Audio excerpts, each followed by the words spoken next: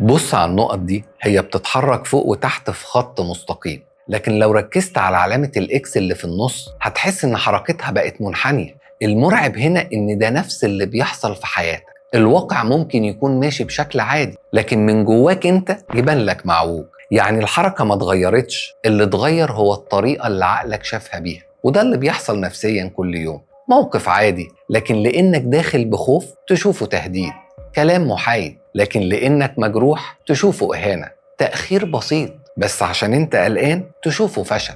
يعني أحيانا المشكلة مش إن الواقع معقد فعلا، المشكلة إنك شايفه من وسط خطوطك الداخلية اللي فيها خوف وجرح وشك ونقص. فالحدث ممكن يكون مستقيم لكن يبان لك معوج بسبب اللي حواليه جواك. والحل هنا إنك تفصل المسار عن الخلفية. يعني أول ما موقف يضايقك لازم تسأل نفسك 3 أسئلة: هو إيه اللي حصل فعلا؟ من غير تفسير ونوايا ومن غير أي زيادة. وتاني سؤال: أنا شايفه من خلال إيه؟ خوف ولا حساسية ولا جرح قديم؟ وتالت سؤال: هل الحدث نفسه معقد ولا أنا شايفه من وسط خلفية معوجة؟ لأنك أوقات مش محتاج تغير الواقع كله، أنت محتاج بس تفصل الواقع عن الخلفية اللي مشوهاه. الخلاصة مش إن النقط غيرت مسارها، الخلاصة إن وعيك شاف المسار المستقيم كأنه منحني. وده نفس اللي بيحصل في حياتك. مش كل حاجة باينة معقدة تكون فعلا معقدة، أحيانا هي واضحة جدا بس أنت شايفها من وسط حاجة معوجة جواك.